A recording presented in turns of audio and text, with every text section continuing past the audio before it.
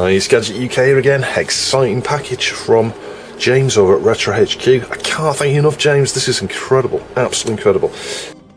So you remember in the previous video we tested the Mega Multi's prototype. I've labelled this up Proto here just to avoid confusing myself.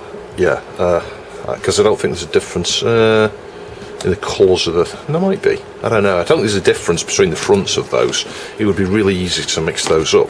Yeah, so this is an adapter that allows you to plug a Mega Drive 6-button pad or a 3-button pad or a Lightgun from the Master System into your Amiga, MSX, Atari, Spectrum, Amstrad with an adapter, Sinclair Plus 2 and Plus 3 with an adapter. You have to make an adapter for the SJS interface there, or the Amstrad.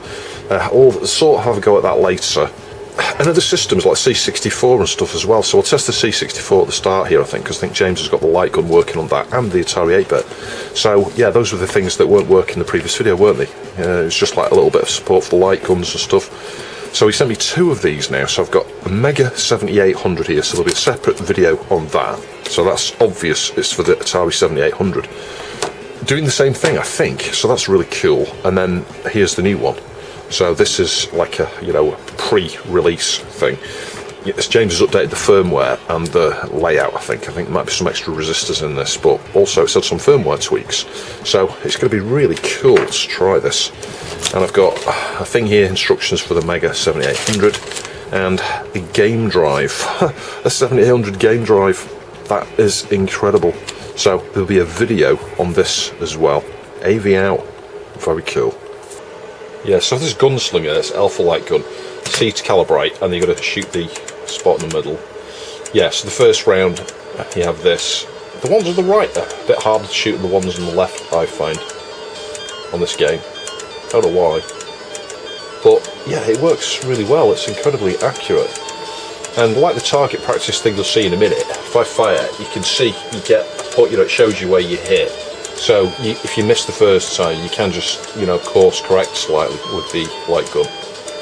It works really well though, it's working on the C64, so James has fixed it, it's incredible. I love it. Yeah, I'm reasonably good at this one. And then start failing, look, it's like I jinxed it. Level 1 complete. And I think you can see, well, hang on, the accuracy's relatively good.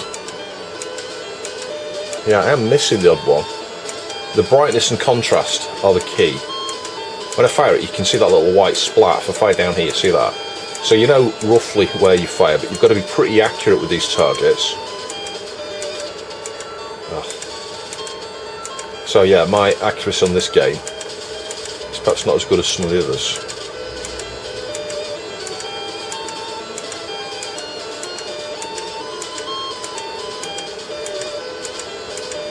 Yeah, so there's this one which is called Shooting Putin, which is quite topical really, isn't it? Everyone's favourite game. So yeah, there's not much to this, you just, hang on, shoot the targets, and it doesn't flash, this one. And it seems to work, because if you, I'll show you, if I aim downwards, hang on. If I shoot at nothing here, so you don't hit, so you've got to be aiming. Yeah, but then the thing I'm not sure about is Operation Wolf and Operation Thunderbolt. I'll show you this. I don't seem to be able to hit the top of the screen. Now I spoke to James about this and he noticed the same thing as me, that issue is evident on the Amiga version. But then Operation Thunderbolt on the Amiga version doesn't suffer from that problem, which suggests it's not the light gun. It's maybe, I don't know, a timing thing. This says Operation Wolf Plus 6 light gun. Let's see if there's a calibration here. No, I don't see any. That's just cheats, isn't it? No. Let's see if there's anywhere to calibrate here. I mean, I guess it could be a timing difference between this light gun and the original one that was used, but I don't see how. I'm talking about sending a signal to fire a button, so that didn't give us any calibration options or anything. Is this one needs to be in the port? It's like it's in the wrong light gun mode, maybe. Yeah, trying that again. Light gun in port 1 is F1. Ah, we got the calibration thing, we didn't get that before. That's weird, isn't it? Maybe I pressed the wrong key. You've got this massive white border. Obviously you could increase the size of the picture, but if you look here, it works really well again. But we can get right down the bottom, yeah. Oh, it's going at the top now. It wasn't going at the top yesterday. I don't know, that's weird. So yeah, I don't know. Maybe the calibration is the thing that messed that up. That if you're aiming too low, when you calibrate it, you can't get up the top. That's a possibility. But I can get right at the top now, so you know what? It works perfectly. I'm going to have so much fun playing this game. But I would, you know, make it wider and taller to fit off the top of the screen. I can hit that helicopter now. I couldn't do that before. Unless I'm mistaken, maybe I'm thinking of Operation Thunderbolt. Let's try Operation Thunderbolt again in a minute. When I finish playing. How you degrades, I don't know, it might be fire on the second port, so you perhaps need a joystick on the floor with your toe on the fire button or something like that. It's a shame they didn't put 2 fire buttons on these light guns. Oh, that's so cool. It really is, it just changes it completely. And once you get good at it, and I did get quite good at this last night, you can actually shoot them more or less as soon as they come on. If you time your bullets right, I'm out of bullets now. You get like 1 bullet every several seconds, just try and, there you go, shoot a clip or something. Not going to take it down with 1 bullet, am I? Oh, there's a P there, look. I need a P. Oh, I nearly had it. Oh, it's so hard, no bullets. Come on, with a P. Need a P. Yay, I've had a P. That was with a P. It's been rewarding with the P's, isn't it? Shame it's not giving me clips. No, come on, so close to a P again. Yay. Keep going like this, I'm going to have full health again in a minute. Give me another P. The brightness and contrast, the contrast in particular, has got to be pretty high. If we now go, hang on, now we go back. So there's a zip on line with these, and these are the Magnum light gun games. So there's quite a few. I'm not going to try them all here, but I mean, I'll show you the ones, hang on, I'll show you the ones that you might care about, like Operation Up and Thunderbolt. So this one's a disc one, so I'll need to reset it. And F7, F1, using the 1541 Ultimate 2 here. I've got a video on that somewhere on my channel that was done about 7 years ago. It's incredible how long I've had that. So cool though. So it goes straight into mission 1, I think. And it's not working again. This is what I don't get with this darn thing. Let's try it on the other port. Is it a case of we've got to do swappy? No, we don't. This is what I don't understand about this darn thing. Is like, it seems a wee bit hit and there. Oh, there you go. No, hang on, it's not working. Let's try the brightness again. Oh, control options. Yeah, so hang on a minute, it's going straight in. Let's plug it in the other port. I think what's happened in here is sometimes this seems to be starting on its own depending on which port you've got it in. So like, we just need to die now. Now I'm hoping it won't start on its own here, because it did before. F7, control options, light gun is 5. I don't see any calibration thing. Press C maybe. Nope. So we'll do F1, start one player. It's probably going to be the wrong port now, isn't it? I can see this coming. Space.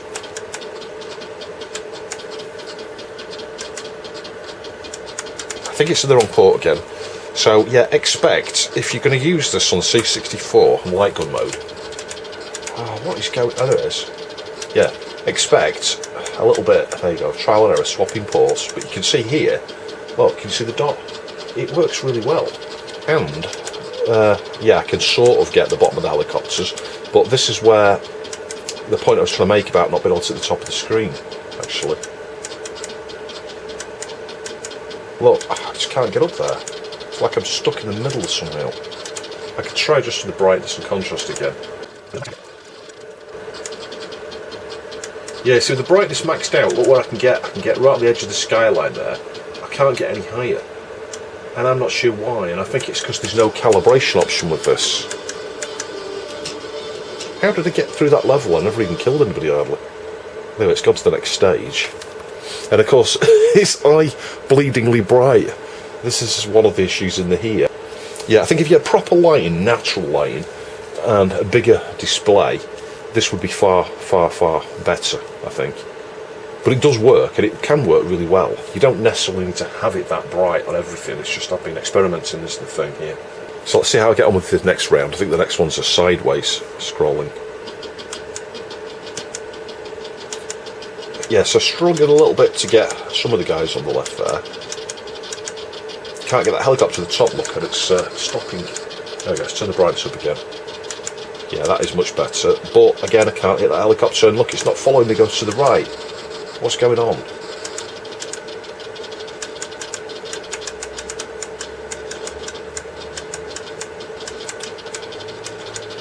Yeah, can't get those helicopters. I think if you... There you go. If you stop and start the fire button when you're at the top, for some reason you can sort of follow it, but you can't get right to that corner, look. So, I don't know. Not every game is the same in terms of perhaps how the driver's been written to support it, whether it's got calibration or not. This game, I don't see a way to calibrate it. Unless you press it. There might be a key you've got to press. You probably need to read the instruction manual that came with it. There probably is a way to calibrate it, and I reckon if you calibrated it, you'd be able to get right up there. Yeah, anyway, I'm very impressed with it. I will play both of these games, Operation Wolf, Operation Thunderbolt, a lot more off-camera because, well, my favourite arcade light gun games, really. Yeah, and even the light rifle games work, look. And this is one of the ones that doesn't use the flashing. You can just move the cursor, move the thing around and actually see it. That is just so much more infinitely better than what they did on Operation Wolf and Operation Thunderbolt. Why didn't they implement it that way? I don't know. I mean, granted it shakes around an awful lot. Let's just say after it stabilises with a bit of brightness or contrast.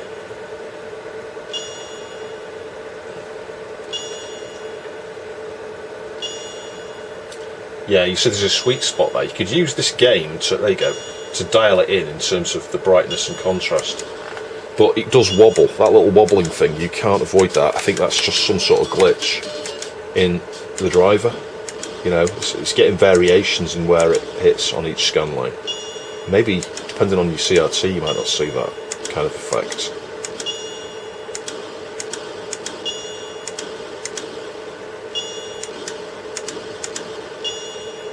Anyway, that does work. And as I say, that is one of the light rifle games, so if I just go back one. So, in this archive you'll find online, if you search for C64 light gun games, you'll find an archive, the one I found. You've got Gunstick, Magnum, Stack Light Rifle, so that was from the Stack Light Rifle. Operation Wolf and Operation Thunderbolt, and a load of the games I was testing from Magnum, those all work. Let's try the Gunstick. It may work a different way, so you know what, it might not work, but let's try it. And there's two here, we've got Mike Gunner and Target Plus. Let's try Mike Gunner. I'm just going to try one of these. If this works, the other one not, is the point. So let's try this. But it may be a light gun that works a different way. The fact they're all in the same archive makes me think they should all just work, actually. F8, start game. What you could do, switch the light gun into another mode, because this is the thing, if you connected the Mega Drive pad up and held down the start button and go down to the red LED, so you're on the light gun and you press right and left, and you got like one flash, two flashes, or three flashes, depending on which light gun mode it's in. So I'm not going to waste my time with that, because I'm not interested in that game.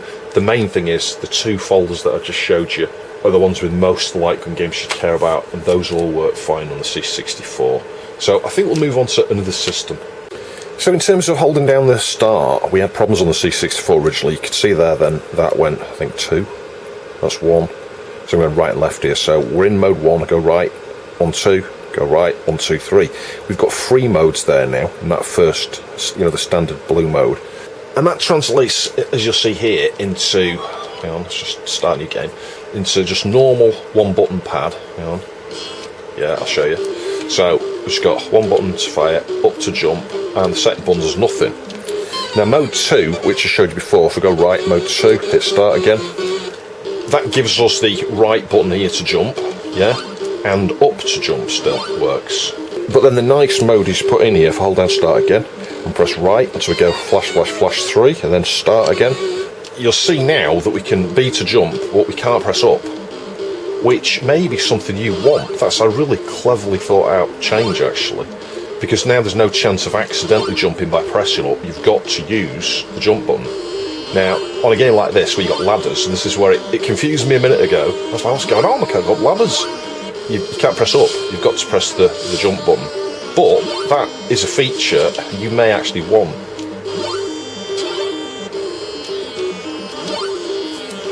And more importantly, we can hold down start and we can go down now to the second mode, the compatible one or whatever, or down to go to the light gun. And you can see there, if I just go back up, light gun, 1, 2.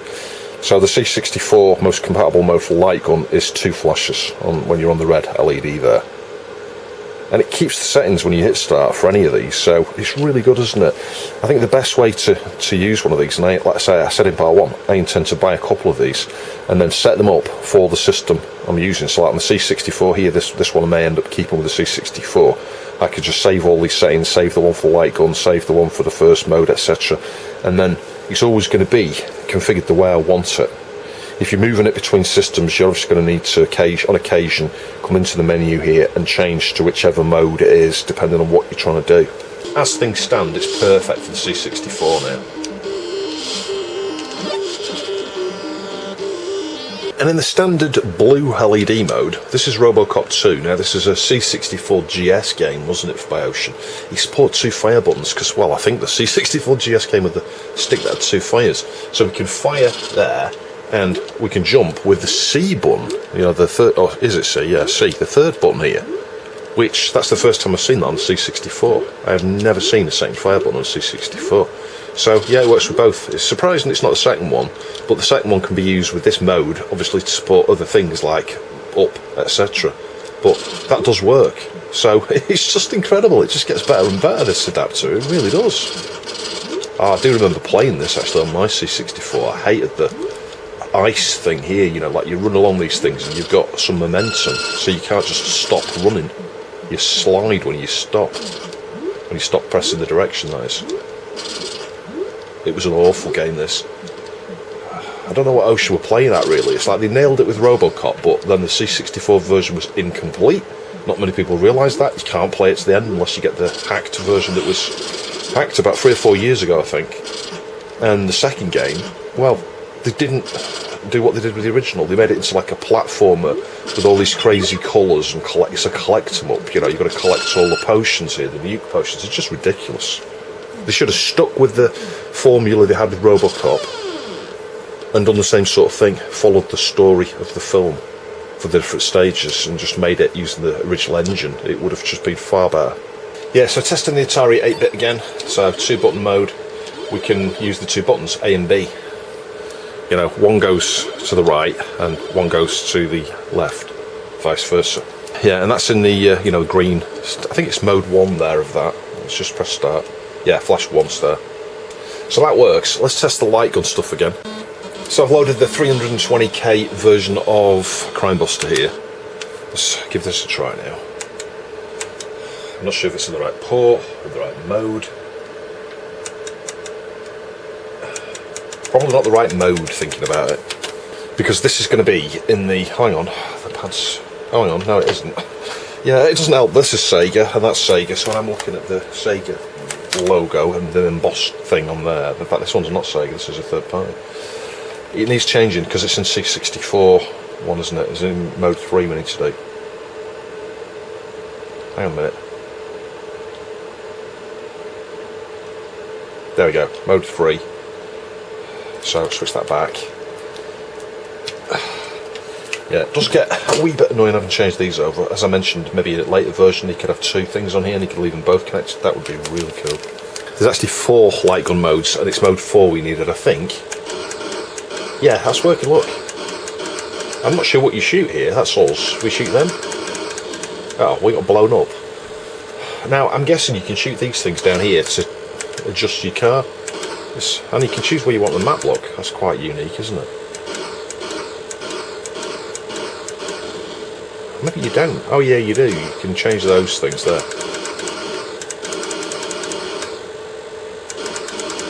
That's incredibly hard, though. How are you supposed to shoot all these things and do the things at the bottom?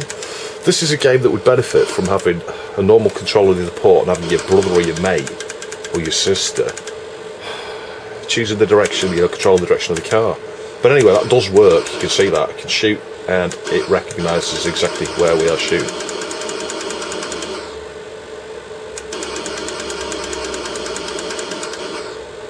Maybe they back off when you've shot them enough, I don't know.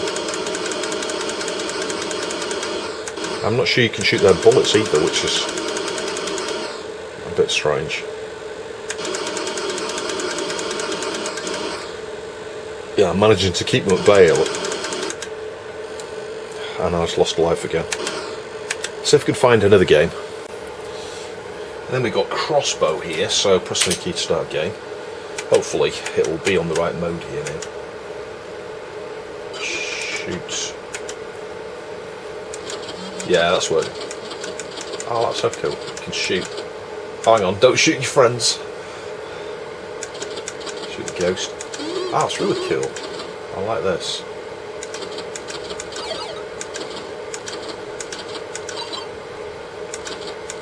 Is that a friend? Oh yeah, I've shot a friend. Yeah, I really like this. This would have been my cup of tea if I'd had a simple machine to play this on with a light gun. What's that? Yeah. I quite like things where you've got like you know, interactive stuff, loads of bits and pieces going on, things to watch out for to protect people that walk across the screen. I don't know why, it kind of reminds me of things like Shootout, but that was nothing like this, and it wasn't a light gun game. It's just the fact that there's quite a lot going on in the scene. You know, there's lots of things to shoot at. It's not just like a load of targets. You've got to protect people walking across the screen. That's really cool.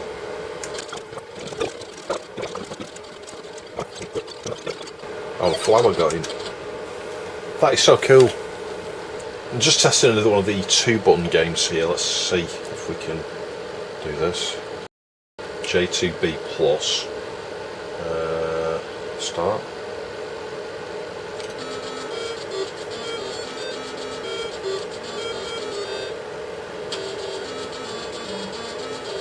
Yes, I can fire. Oh, hang on. It might be C to jump again. It might be another one of these where... Oh, it's not. You can fire up. You can do that. How do you jump?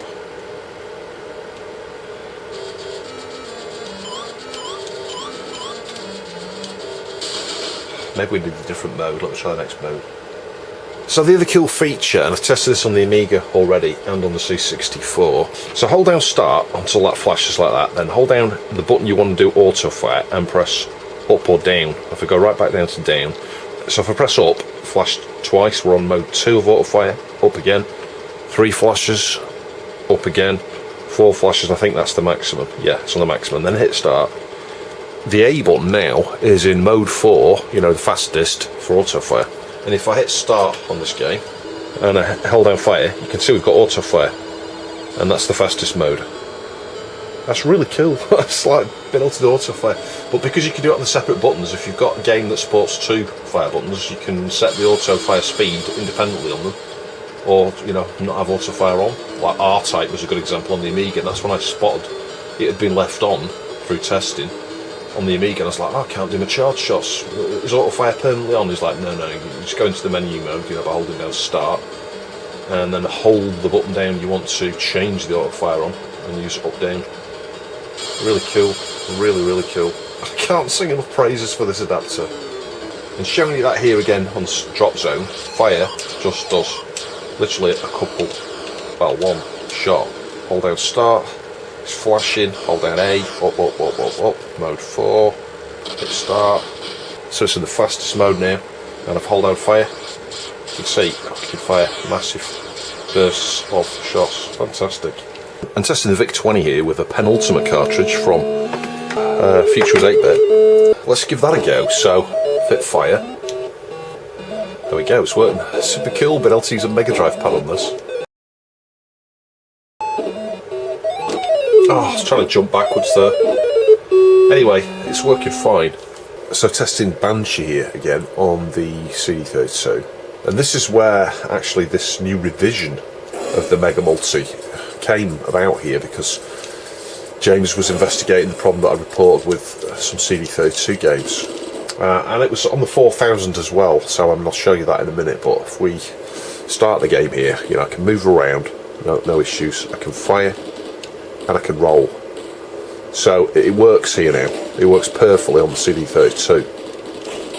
And I've tested games that use more buttons. Yes, there's been a few videos on the CD32 recently. I've got another video coming up with something exciting in the back of that there. But also there's a Patreon exclusive to do with ruling out lots of different issues that can affect reading CDs. And the trials and tribulations I had adjusting this. Testing on the 4000 here now. I've just chose Deutsch. Never mind. Well, yeah, it starts paused, doesn't it? So we can fire, we can move around, and we can roll. So yeah, it's working. There we go. The issue where it was randomly, you know, causing you to not move and not be able to fire, I think you could roll, but you couldn't fire. All of that has been solved. I'm very pleased. Great work, James. And the amazing thing about that fix there for the 6-button support is, to my knowledge, this is the only one of these that works properly then, because I've got a couple of these now. I've got one that accepts a PlayStation 2 controller, yeah, that doesn't work with Banshee and other games on the CD32 properly. It works with many of them, but not all of them. This is the thing. So yeah, James has, you know, managed to fix the problem that these other adapters just don't seem to be able to deal with. And then I got another one of those adapters from eBay. I talked about it actually in the series there, I think, where I repaired my CD32. And yeah, I contacted the seller and said, this does not work, your adapter, and it's like a little pick or something on a PCB, doesn't work with Banshee. And he was like, oh, that's strange, I don't know what that is, I'll have a look at it. And he never ever got back to me.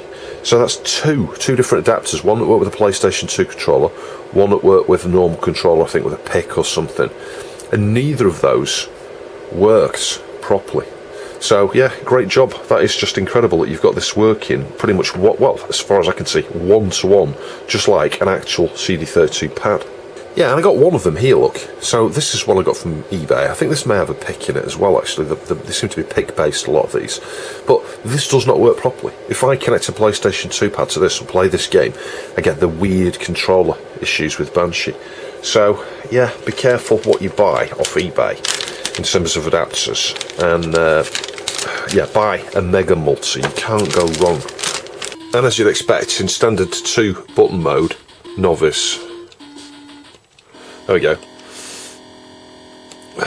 And it should work. We should have the 2 5 buttons. I think it's B and C actually in this case here on the good old 7800.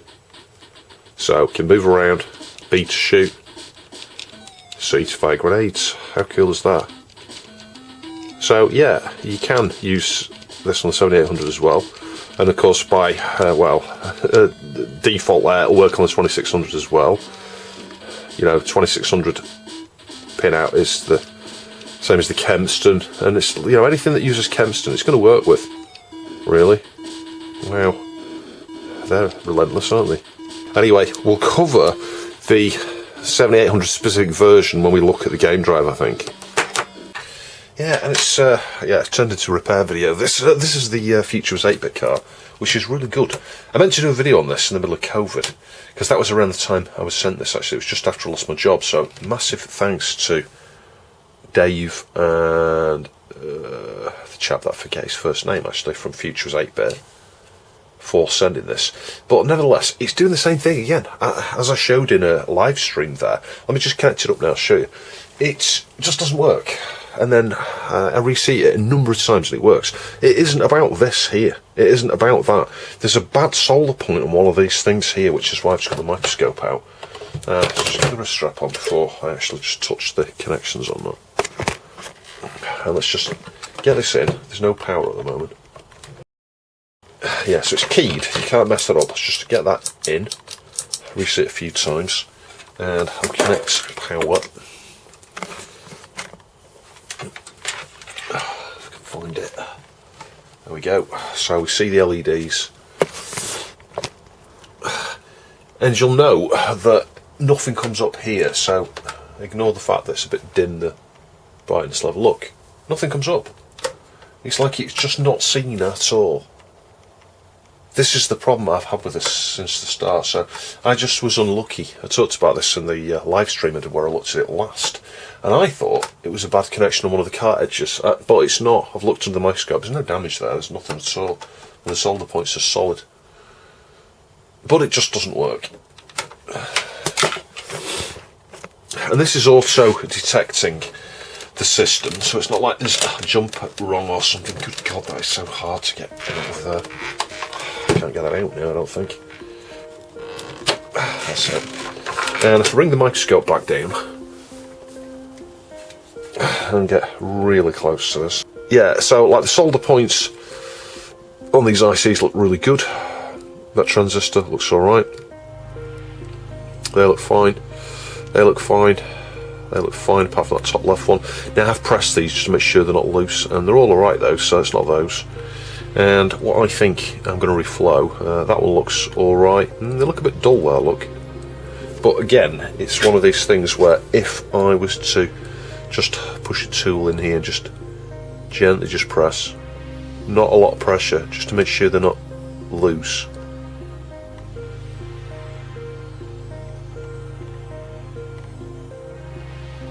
Yeah, it's not that. It's not that I see.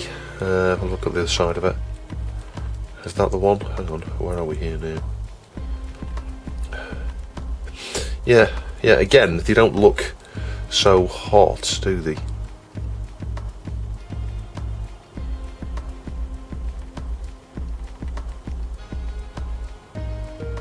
I don't think I'm seeing any movement there. No, I don't think it's those. But this little IC here, look at this. Those don't look so clever. Those don't look so clever. So I have no idea what that is. I'm just going to reflow that, see if that makes any difference.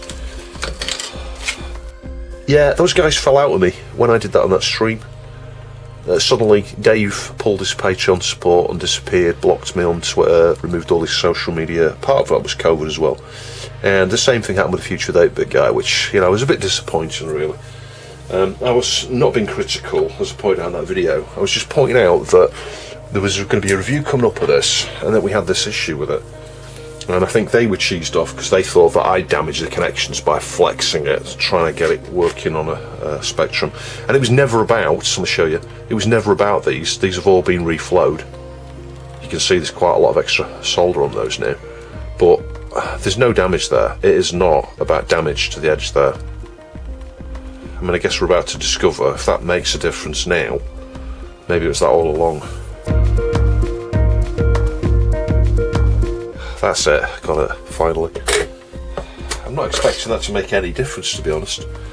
So, I don't know, maybe there is something else wrong with this. I mean, the mysterious thing is, this was working after the live stream we did. Very well, actually, and then it's been stored in an ESD bag for the last, I would say, 18 months, 2 years. And here we are, where it doesn't work again. This is what drives me nuts about this. I mean, it's amazing those guys would send it. As I say, I will do a review at some point, maybe over the next month. Now I've got the Spectrum out.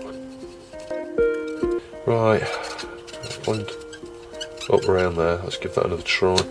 I mean, I even inspected the little passives and things here under the microscope, and I see no issues. Is there anything on the underside? I can't remember now. Is this glued in?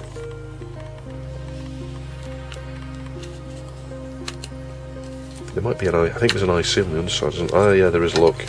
So I think we need to have an inspection on the underside as well. It's going to be that little micro, isn't it? Bring the microscope back down again.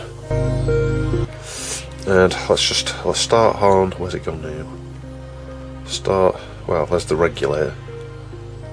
Start on that side. Yeah, that'll look fine, I think. And that side, yeah, look alright. Thing is, things can look alright and then they're not when you try and just like nudge them.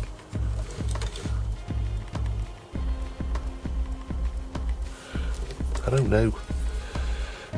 know. This is where you really need to do the, you know, like this. Oh, there we go, look.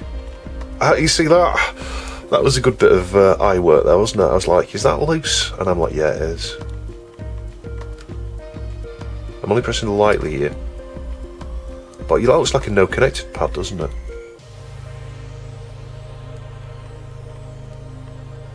Well, I'm glad we got to the bottom of it. I mean, these carts are really good. This is the thing.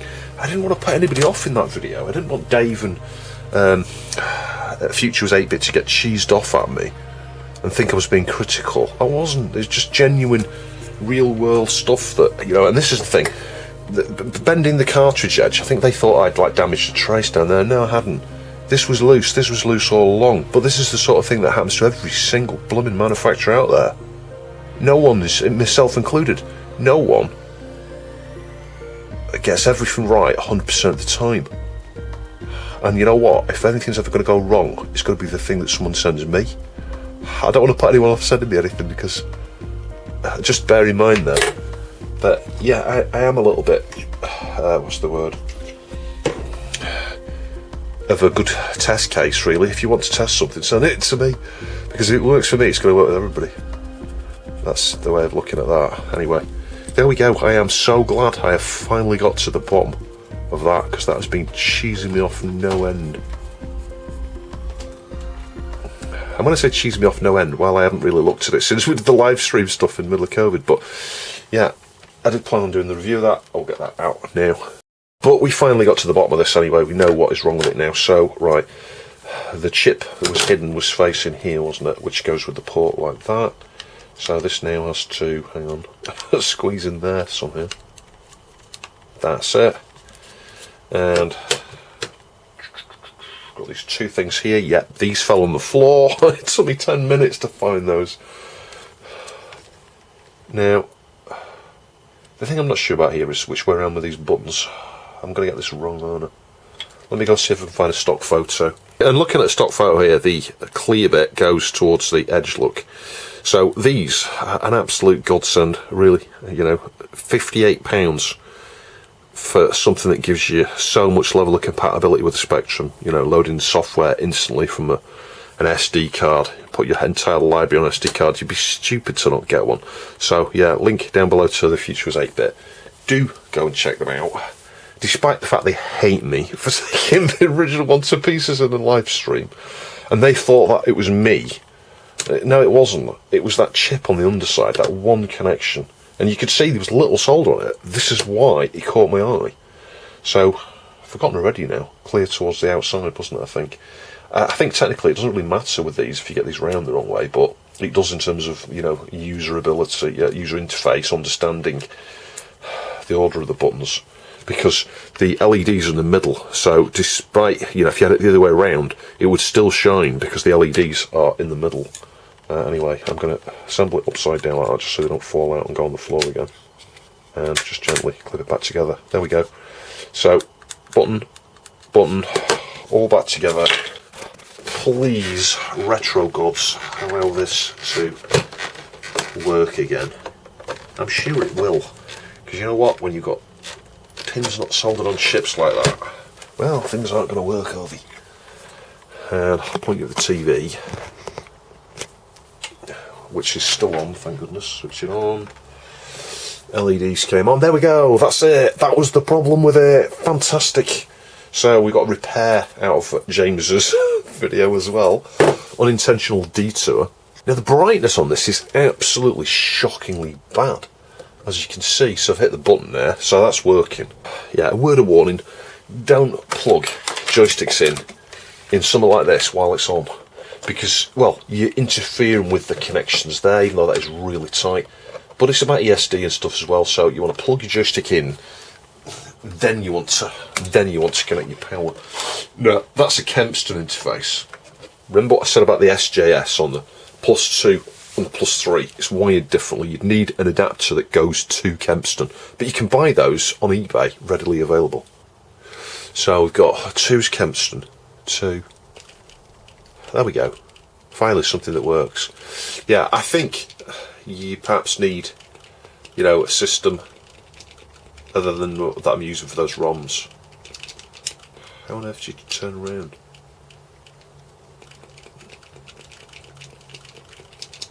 Yeah, the control scheme on this is confusing me. Yeah, I'm in that mode where B goes up, so that's confusing a little bit. Let's just go back to the first mode. Here we go. Right, so we're in the first mode now. Yeah, the interesting thing with this is it seems to fire in a weird way. Like, how do I fire to the right? Right, so Kempston is 2. 0 start game. Yeah, so I can move left and right, and we can press the button to explode.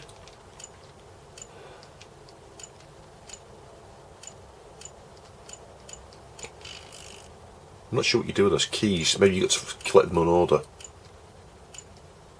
In any case, that is working. Oh, yeah, you can't hit the sides. Wow, that's nuts hard. In fact, it's not about hitting the sides, it's about not hitting the spikes, isn't it? How do you get out of there now? That's a predicament, isn't it? You've got to go back down that staircase, there's no other way. Oh. And you knew you were going to test Operation Wolf, didn't you? So, hang on, how do you do this? Space, got to choose the controls again here. Now, there is a Lightgun version of this, because I played it. But you need a specific cable, you know, and it only works with the +2. It uses one of those like phone type, you know, like an RJ, I want to say 45, I don't think it is, it's somewhat like that though. I just pressed the grenade button there, hang on. That's interesting, the fire button is the grenade button here.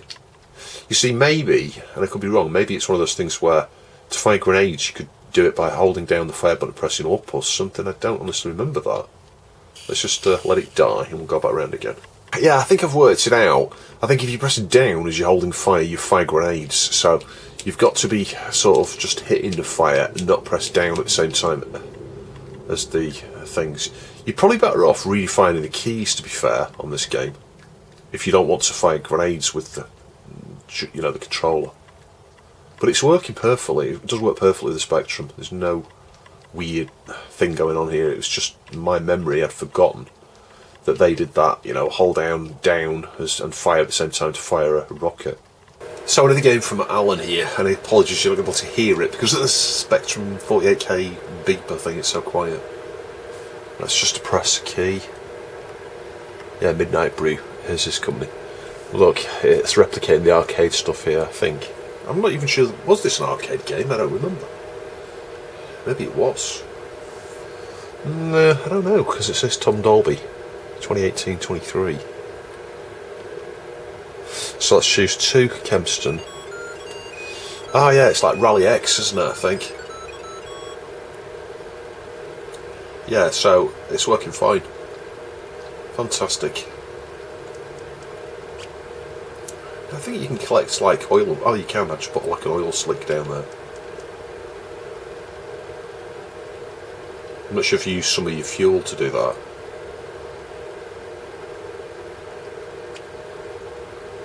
Yeah, just looking, there's a map on the right, isn't there, so you can see where the flags are. That's so cool. Death Chase. Now this might be the 128K version. Oh no, it's worked alright. So, Kira Kempston is 2. Yeah, so he's got a new version of Death Chase here. Which doesn't seem to be working, strangely enough.